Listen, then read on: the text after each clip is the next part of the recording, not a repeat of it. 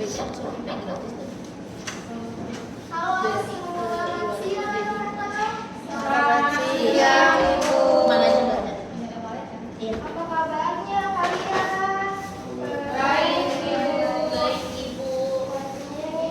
Masih pada semangat kan? Masih. Kenapa yang nggak semangat? Belum ada GG.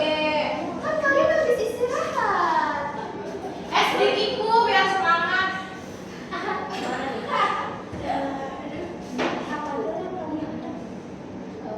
Baik, selamat siang anak-anak. Siang, Ibu. Apa kabarnya? Baik. Belum ada yang makan ya? Padahal tadi udah istirahat. Kalian udah apa? MBG-nya udah enak kali ini. MBG-nya daging putih.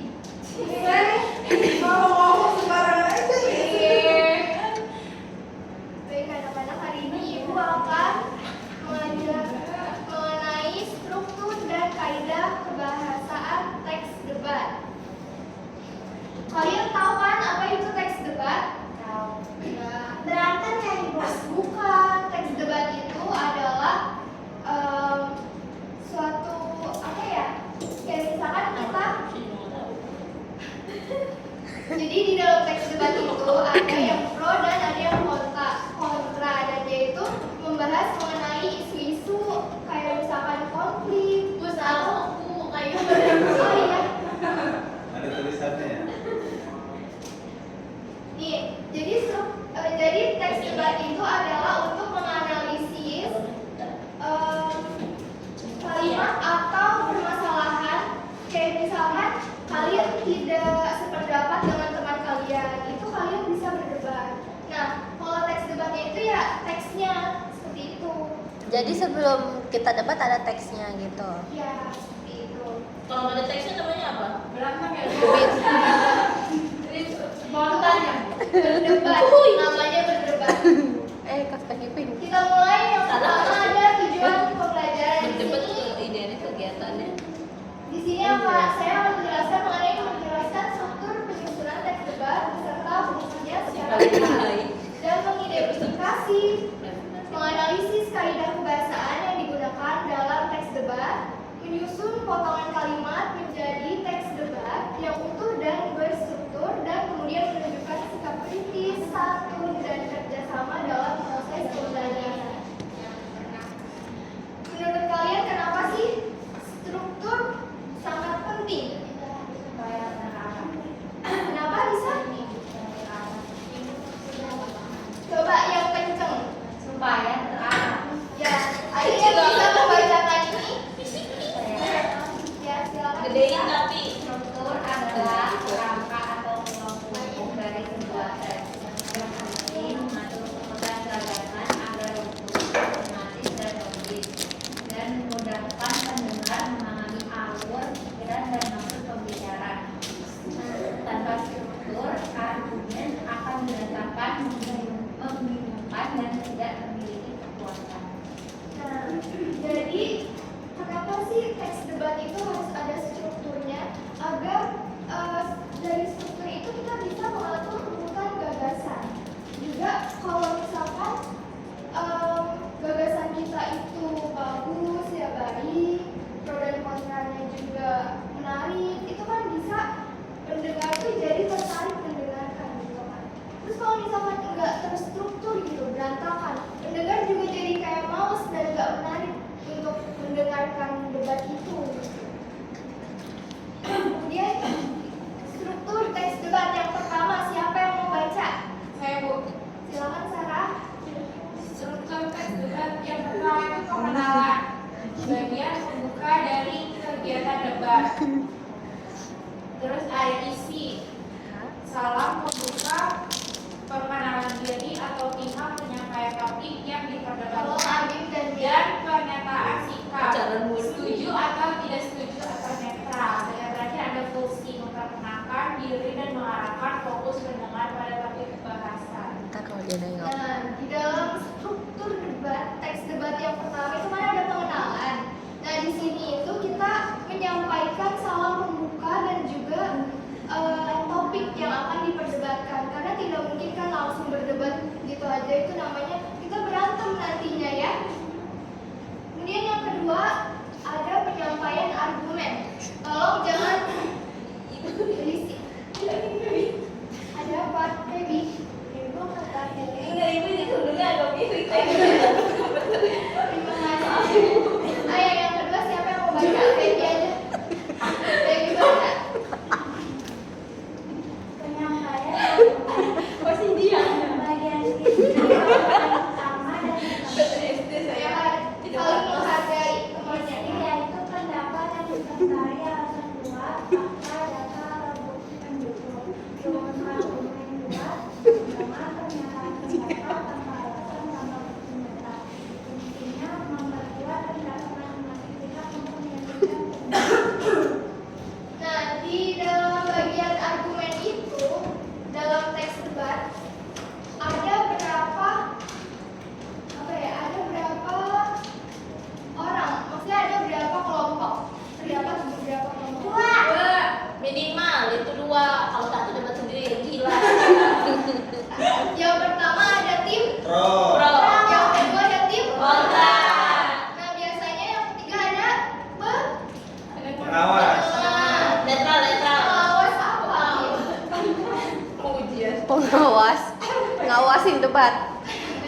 Kemudian yang ketiga ada sanggahan berisi bantahan atau tanggapan dari pihak pro ataupun dari pihak kontra. Isinya yaitu penolakan, koreksi atau perbaikan atas argumen lawan. Saya Yang kawan. sesuai alasan. Ini udah boleh. Ayo kita lawan. Tapi kalian harus sopan ya, dengan sopan. Jika berdebat lu, misalkan contoh kalimatnya, kami kurang sependapat. Itu Bu, saya Bu ada kenalan Bu. Dia kalau debat, kalau misalnya lawannya ngomong argumen, dia cuma balas ji. Udah gitu Bu. Itu sopan nggak Bu kalau begitu Bu? Masa digituin Bu orang ngasih argumen cuma ji gitu. Udah semua sih gitu Bu. Astagfirullah, siapa ya itu Itu Bu? namanya mencari keributan ya. Dasmu tuh apa artinya? Gak tahu Bu, coba tanya. Itu Orangnya. bahasa Jawa kayak kepala ya. Berarti nggak sopan ya Bu? Iya, itu kurang sopan. Apapun dasmu lo, Pale lu gitu. itu tidak baik, jangan diikuti ya. Ya seperti itu. Ya Bu, itu nggak tahu siapa. Kemudian yang keempat ada kesimpulan. Kesimpulan itu bagian penutup yang berisi rangkuman singkat dari seluruh pembahasan dan juga ada penegasan ulang pendapat dari masing-masing pihak pro dan juga kontra. Fungsinya yaitu memberikan kepastian atau penegasan di akhir kepada pendengar mengenai posisi dan juga pendapat yang mereka sampaikan. Seperti itu. Kemudian ada kaidah kebahasaan. Siapa yang mau membaca? Bisa baca. Saya dan Ayo yang lain dong. saya. Ayo. Emang kenapa aku saya terus? Bosan ibunya. Biar aktif semuanya, tidak ngantuk. Gantian Dari ngantuk. Kaidah kebahasaan. Bahasa dalam debat harus baku, logis, persuasif, dan santun. Yang pertama ada bahasa persuasif. Yaitu bahasa yang bersifat mengajak, meyakinkan, atau memengaruhi pendengar. Contohnya seperti kalimat hal ini membuktikan. Lalu kalimat dengan demikian. Nah, yang kedua kalimat pendapat atau kalimat fakta. Kalimat pendapat itu yaitu kalimat yang berisi gagasan, pikiran penulis atau pembicara. Contoh kalimatnya misalnya pendidikan karakter sama penting diterapkan. Lalu ada kalimat fakta, yaitu kalimat yang berisi hal yang benar-benar terjadi dan ada buktinya. Contoh kalimatnya berdasarkan data titik. Terus tahun 2023 tercatat titik seperti itu Ibu. Nah, terima kasih Hilya. Yang pertama kan ada bahasa persuasif, yaitu bahasa yang bersifat mengajak, seperti itu ya. Nah, kenapa sih kita harus menggunakan kalimat persuasif atau yang bersifat mengajak atau meyakinkan pendengar? Ada yang tahu alasannya? Biar menang Bu. Bukan. Jadi kita menggunakan kalimat persuasif itu untuk mengajak atau meyakinkan pembaca. Contohnya kalian memperdebatkan mengenai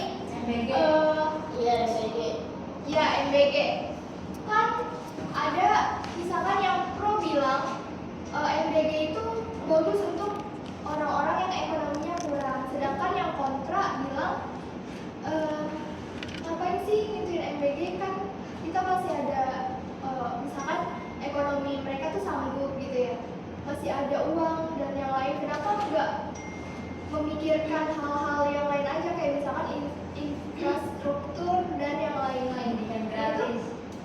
Ya. Tapi itu tuh harus disertai dengan kalimat persuasif, kayak misalkan dengan demikian, misalkan si tim pro-nya, dengan demikian MBG itu menjadi salah satu yang paling utama, program yang mementingkan keseluruhan dari segi ekonomi dan lain-lainnya, seperti itu. Kemudian yang kedua adalah kalimat pendapat dan juga kalimat fakta. Kalimat pendapat ini berisi gagasan atau pikiran penulis. Itu misalkan pendidikan karakter sangat penting diterapkan, itu betul atau tidak? Ini dalam konteks apa Bu ceritanya? Kenapa Hilya tolong angkat kepalanya? Oh, Jangan pilih kamu kan baru makan. itu misalnya tadi contoh kalimatnya yang mana tadi dengan demikian. Ya. Misal, Ini saya pendidikan karakter sangat penting diterapkan. Misal, terus dengan demikian itu konteksnya emang pendidikan gitu Bu. Ini lagi ngomongin apa sih Bu? ini hanya contoh kalimatnya. Jadi kan pendapat kita itu kita mengutarakan pendapat. Nah, pendapatnya itu contohnya. Pendidikan karakter itu sangat penting untuk diterapkan. Harusnya kalau pendapat kayak ada menurut saya nggak sih Bu? Misalnya menurut saya pendidikan karakter gitu sangat penting diterapkan. Nah, iya seperti itu. Terima kasih. Sama-sama Ibu. Kemudian ada kalimat fakta yang berisi hal yang benar-benar terjadi dan bukti nyata. Coba kalian pikirin kalau misalkan di dalam teks debat itu nggak ada kalimat fakta, apa yang terjadi? Ngarang. Oh iya, bisa orang-orang mikirnya kita ngarang. Dan juga jadi gak terstruktur kan, orang-orang jadi gak percaya sama kita, apa yang kita ungkapkan, apa yang kita keluarkan gitu ya. Jadi kita harus berdasarkan data dan juga catatan atau data-data dari pihak yang punya apa ya, pihak-pihak yang emang mempunyai data tersebut dan emang benar datanya, seperti itu. Misalkan dari arsip negara dan lain-lain. Kemudian ada konjungsi atau kata hubung logis. Ini menghubungkan gagasan agar runtut. Konjungsinya seperti apa? Coba siapa yang bisa bantu Ibu? Aku Ya, baik. konstruksi kata hubung logis menghubungkan gagasan agar runtut Apa aja? sebagai sebab, karena itu, namun, akan tetapi, sedangkan, selain itu. Nah, iya. Itu harus ada kata hubungnya ya, anak-anak. Nah, kemudian yang kelima ada istilah teknis, yaitu kata-kata khusus sesuai topik yang dibahas untuk menunjukkan penguasaan materi. Jadi biar kalian tuh gak linglung. Nanti kalian menyampaikan apa permasalahan atau perdebatan malah jadi linglung kalau misalkan kalian nggak tahu kalimat-kalimat teknis seperti itu, apa yang kalian perdebatkan gitu. Linglung. Udah tahu Kemudian ada kok tanya contoh saya. analisis struktur dan bahasa. Kami dari tim afirmasi berpendapat bahwa penggunaan gawe di sekolah sangat perlu diperbolehkan. Itu merupakan pendapat. Hal ini dikarenakan di era digital ini informasi ada di jari dan gawai, memudahkan siswa mencari materi pelajaran secara luas dan cepat. Itu termasuk apa? Kemudian berdasarkan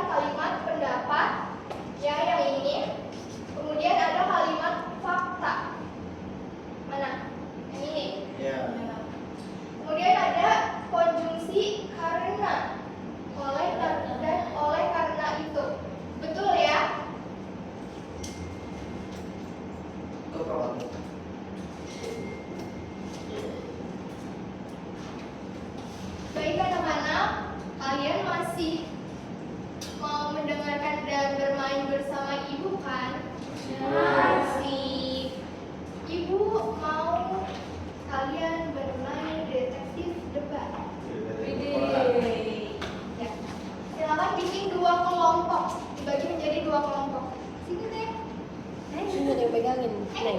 Nggak usah dipegangin.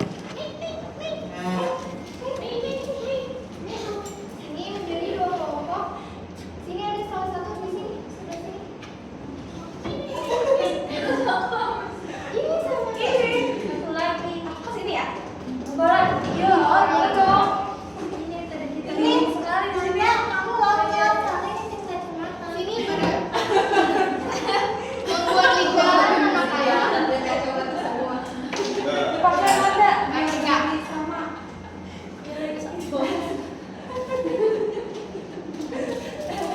Ibu. Ayo anak-anak membuat lingkaran sebelum berdiskusi. Oh, ini otak. Udah Ibu. Bukan seperti itu. Ayo di sini ibu ada. Ibu ini jatuh. Ini ada nih, besar.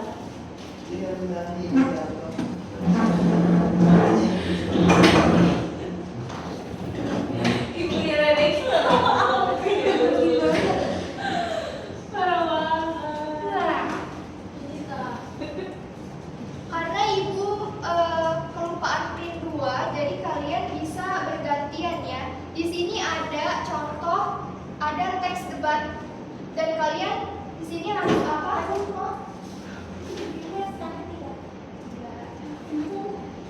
Nih. Pertama, kalian harus menyesuaikan struktur dengan potongan kartu ini di sini. Ya, 1, 2, 3, 4. Dan kalian harus menjawab 2 pertanyaan yang ada di sini di lembar kertas. 2 aja. Banyak kayak 2 sudah cukup. Dingin banget. Bergantian ya. Kalau nggak dibagi 2 dulu. Gue tadi juga. Siapa ada 2 mana? Tinggalin aja. Biar rame. Satu-satu aja deh. Jadi bergantian. Takut kalian terlalu ada yang kelewatan. Ini itu gimana? Lihatnya foto aja. Di foto aja nggak sih? Coba Dia di foto aja. Ini penakut. Coba lihatnya lihat.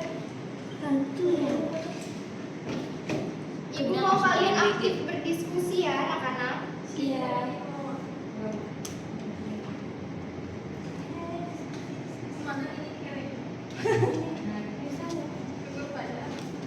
Kecil-kecil banget. Tintanya mau habis ya. Iya lagi. Dia berikan ibu ceritanya mau habis. Ini nih. Itu dapat. Kalau ini sama ya. Jadi gimana ya? Apa di grup? Ini kasih main jadi makanya dulu pinjam Ini ya. lagi. 2 lagi. Gak jadi nih udah ada. Udah di foto. Udah difotoin sama main. Semuanya udah. Oh, iya. Bu, satu lagi. Ya, Ibu maaf Ibu. 5 menit lagi waktunya habis. Ya, ya sudah tidak apa-apa, kita 5 menit itu kita pakai untuk berdiskusi. Iya, siap. Ya, mau buat P. Tidak apa-apa, berdiskusi dulu sebentar, nanti ibu akan melanjutkan ke kegiatan akhir. Ya, ya kan? Iya, Oh, maksudnya iya kan?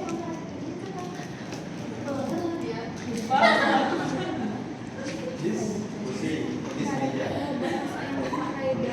This phone.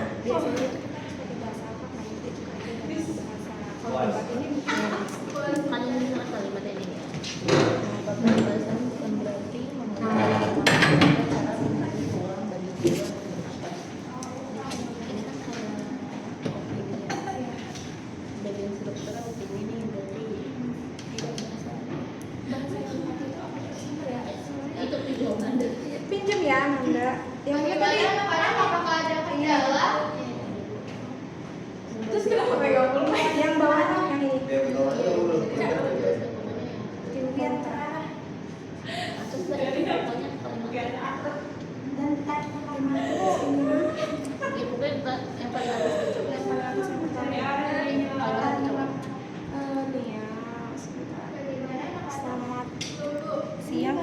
guru berarti kan itu sopan.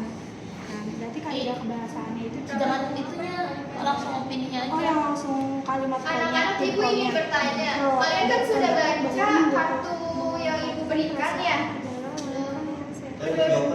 Ya, yang sudah baca, menurut kalian itu mengenai apa pembahasannya?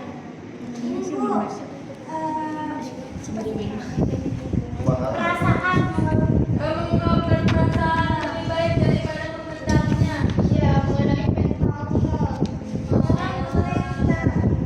Yang sering terjadi pada seseorang kalian. Kan kita nggak punya kertas. Ya, kalian bisa konsul ke ruang DP ya. BK. Masa itu apa? Berarti kaidah kebahasaannya ini kita harus saling menghargai perbedaan dan pendapat setiap Ibu mau tanya dong ibu, ini maksud tabel kaidah kebahasaan gimana ibu? Tabel kaidah Ya, kebahasan. ini kan ada Itu tuh kata buku pendapat kata.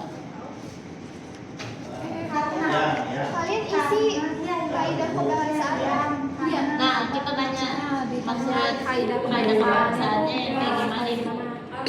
Itu yang ada di PPT. Adanya kata hubung, kalimat pendapat atau kalimat fakta di sini sudah ada anak-anak. Dibaca dulu instruksi kerjanya ya. Demikian sebelumnya dapat. Sedangkan sedangkan Opini, ini opini kita cari opini. pelajaran itu berapa menit lagi anak-anak? Sudah, Bu. Sudah habis. Ya sudah, itu untuk kalian diskusikan saat selesai sekolah. Jadi kalian bisa berkumpul untuk mengerjakan tugas kelompok itu atau kalian bisa mengerjakan di hari Minggu ya. Nanti kita akan